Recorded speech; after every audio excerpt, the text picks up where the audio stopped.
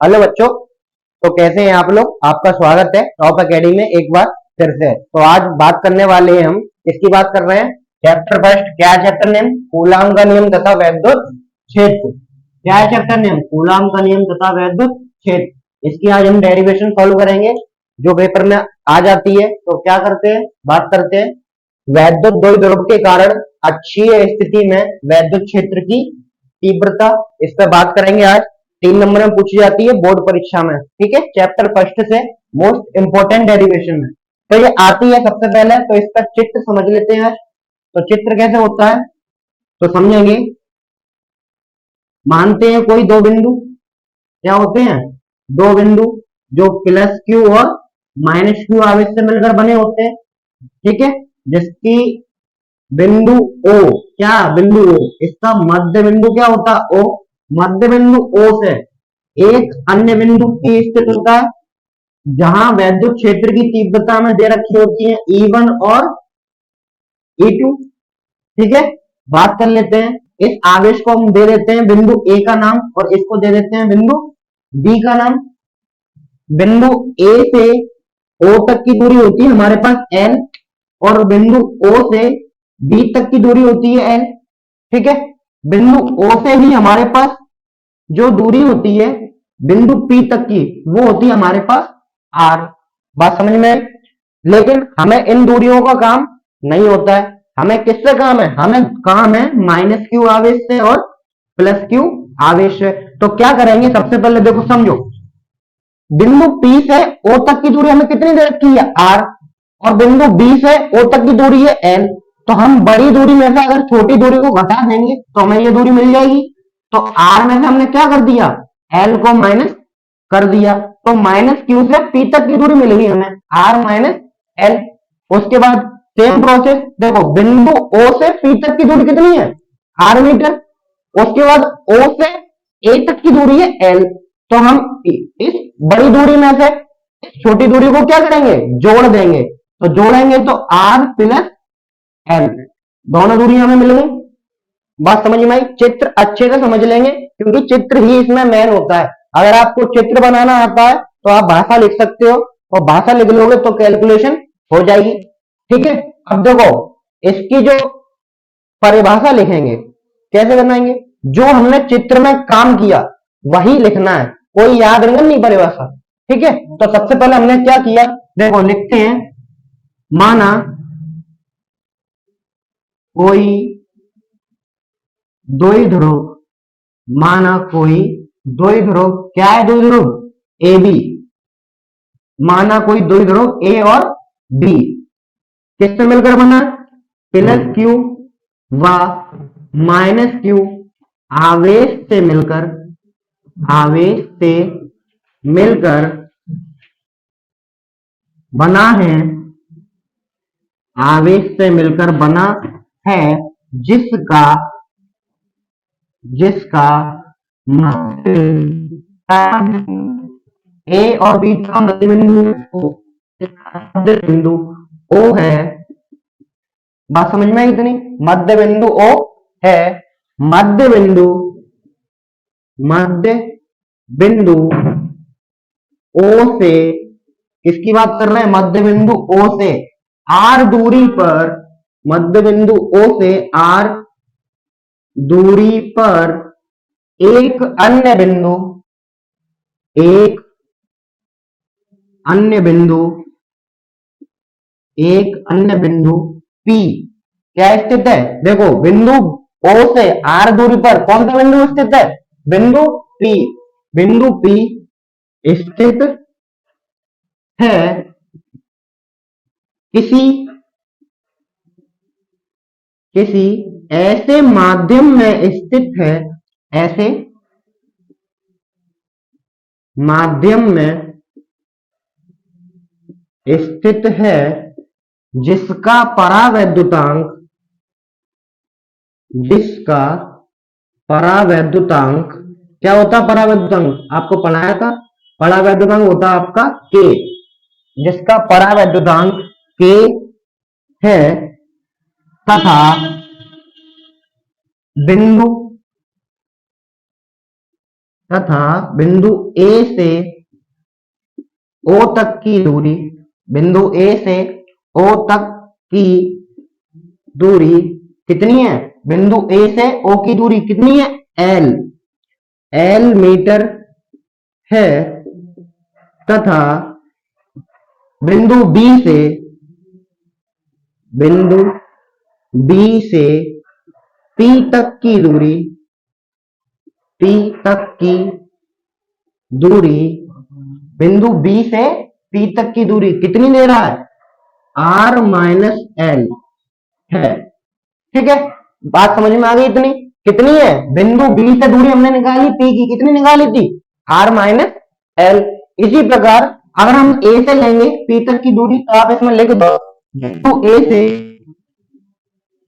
बिंदु ए से पी तक की दूरी, पी तक की दूरी कितनी है? बिंदु ए से निकाली है पी तक की दूरी R plus L, R plus L है तथा बिंदु P पर, किस पे बात करना है? बिंदु P पर, बिंदु P पर वैद्युत क्षेत्र की तीव्रता, वैद्युत क्षेत्र की तीव्रता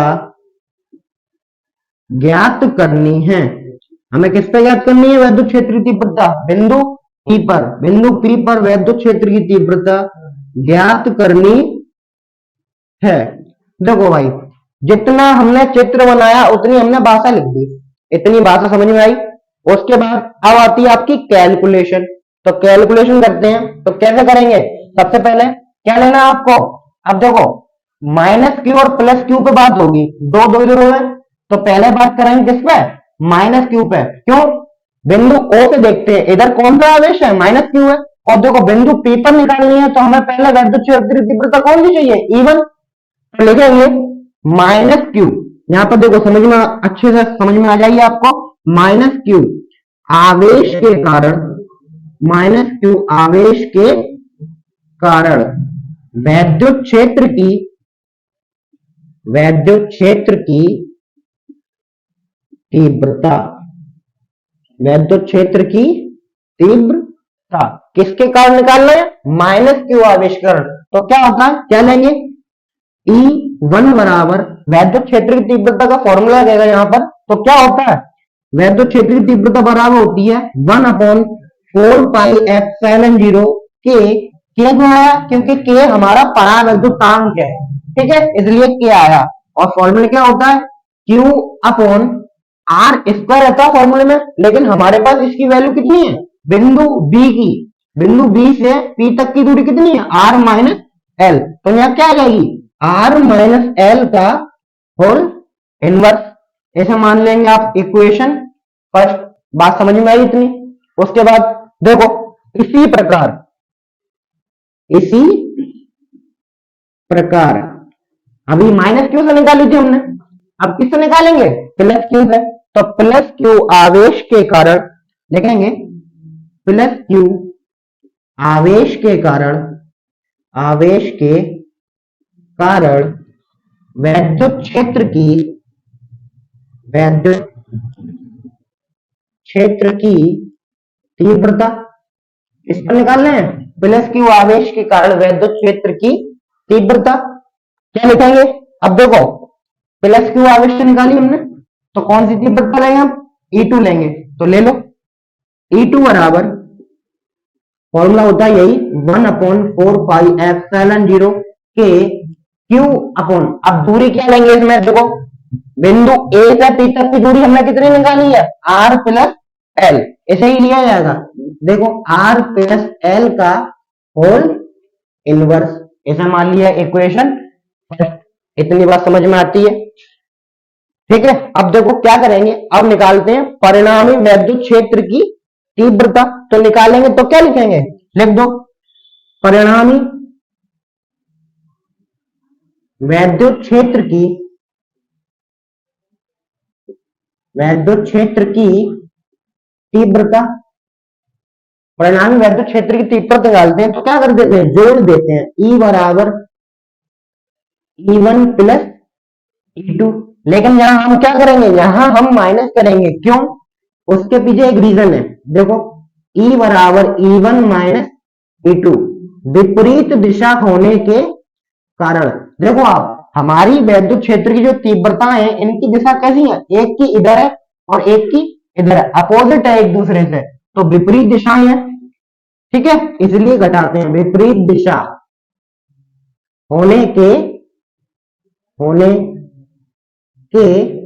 कारण क्या कर देते हैं, माइनस कर देते हैं। तो देखो यहां पे समझ लेंगे अच्छे से, माइनस करेंगे तो कैसे आएगा, तो देखो क्या करा है E1 माइनस E2, तो E1 का मान कितना है हमारा, ये रहा समीकरण 1, तो क्या है 1/4 पाई एप्सिलॉन 0 के Q upon R minus L का होल स्क्वायर, माइनस E2 का रख देंगे, क्या था 1/4 पाई एप्सिलॉन 0 के Q upon R plus L का होल स्क्वायर।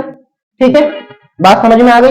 अब देखो इसे आगे सॉल्व करेंगे तो क्या होगा, हमें देखो क्या चीज दोनों के पास है, जो दोनों के पास हमें दिख रही हो, क्या है, देखो दोनों के पास एक Q है और 1/4 पाई एप्सिलॉन 0 के है, तो इसे हम क्या ले लेंगे, भार ले लेंगे। तो ले लो Q अपॉन 4 पाई एप्सिलॉन 0 के, जब इन्हें हमने कॉमन ले लिया तो अंदर क्या बचा हमारे पास 1/R माइनस L का whole square minus 1/R plus L का होल स्क्वायर, यही तो बचेगा हमारे पास, और ब्रैकेट कर दिया हमने बंद। अब देखो क्या कर सकते हैं इसमें, तो करेंगे आगे Q अपॉन 4 पाई एप्सिलॉन 0 के, वैसा का वैसा रख दिया, और आगे करेंगे। अब देखो ये एक ब्रैकेट मानो क्या है 1/R माइनस L का whole square minus 1/R plus L का होल स्क्वायर, क्या करेंगे एलसीएम ले लो, एलसीएम लेंगे तो दोनों संख्याएं हम लिख देंगे, R माइनस L का होल स्क्वायर एक ब्रैकेट में R प्लस L का होल स्क्वायर। अब देखो इसका इससे हमने भाग लगाई है, माइनस होने से ये वाला पद कैंसिल हो जाएगा, क्या आ जाएगा R प्लस L का होल स्क्वायर माइनस, अब देखो इस संख्या का इससे पूरे से भाग लगाएंगे तो प्लस वाले से प्लस वाला भाग कैंसिल हो जाएगा, क्या आ जाएगा R माइनस L का होल स्क्वायर। बताओ बात समझ में आई इतनी, ठीक है। क्या करेंगे, अब देखो एक ब्रैकेट क्या बन गया हमारा R प्लस L का whole square minus R minus L का होल स्क्वायर, यह फॉर्मूला होता है A प्लस B का होल स्क्वायर, लगा दो आप इसमें, और इसमें क्या लगा देंगे A माइनस B का होल स्क्वायर। तो देखो लगाओ, तो लिखेंगे Q अपॉन 4 पाई एप्सिलॉन 0 के, ब्रैकेट स्टार्ट करेंगे, इसे खोलो, क्या होता है A प्लस बी का होल स्क्वायर, तो R प्लस L है, तो R square plus L square plus 2RL minus bracket start, R minus L का होल स्क्वायर है, तो क्या होता है R square plus L square minus 2RL, और अपॉन में हमारा क्या है। अब देखो ये एक फॉर्म है A माइनस बी और A प्लस बी, आपने पढ़ी है, तो क्या होता है, क्या हो जाएगा R square minus L square की होल, ठीक है, स्क्वायर। बात समझ में आई। अब देखो क्या करेंगे आगे, आगे सॉल्व करेंगे जब आपको, तो क्या कर लेंगे, देखो सबसे पहले कुछ नहीं करना है इसमें, इसमें क्या करना है, इस माइनस का अंदर के जो सारे पद हैं उसके साथ गुणा कर देंगे, ठीक है, और जो संख्या कटेगी उसे काट देंगे और जो जुड़ेगी उसे जोड़ देंगे, ठीक है। देखो करते हैं आगे, ठीक है, इसे रफ कर देंगे,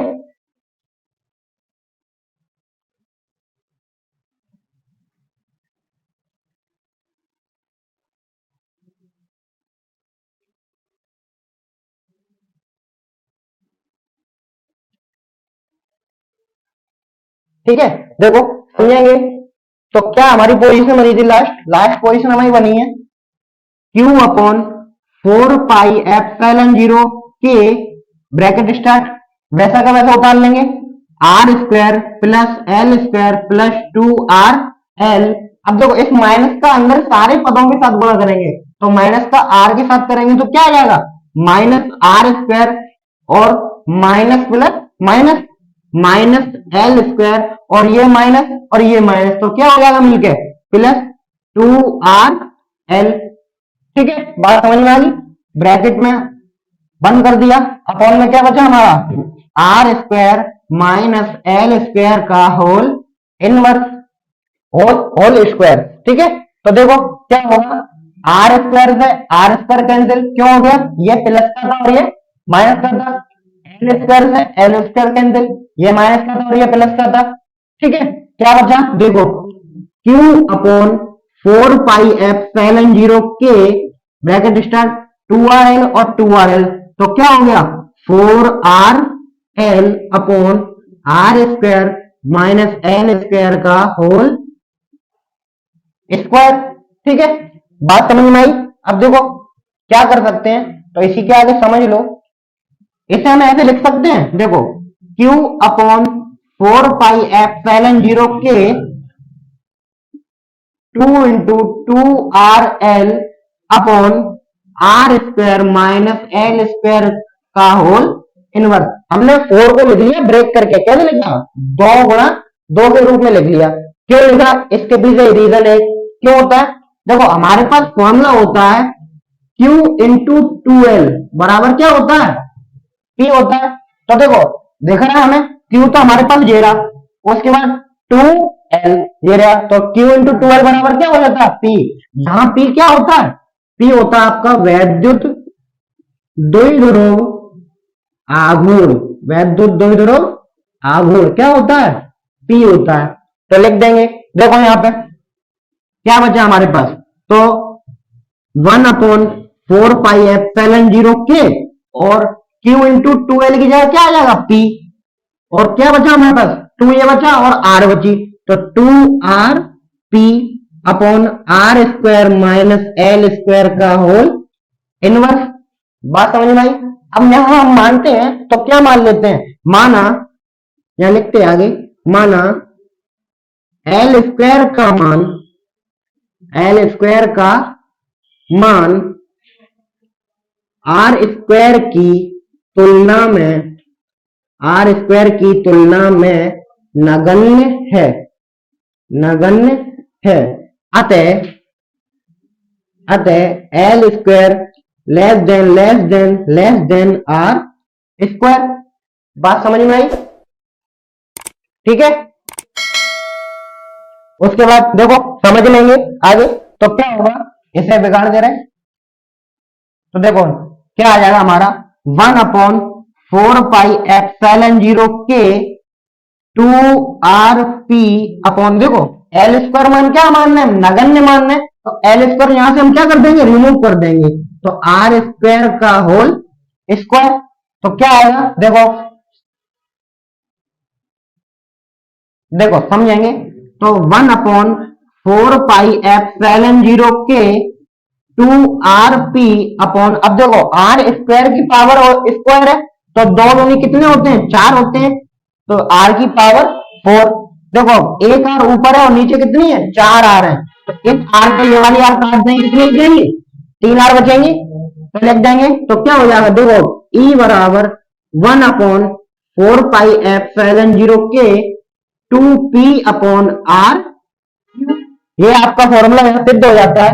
ठीक है, उसके बाद देखो आगे क्या हो सकता है इसमें, यहां आपका ये अच्छी स्थिति में फॉर्मूला व्यंजक प्राप्त हो गया आपको।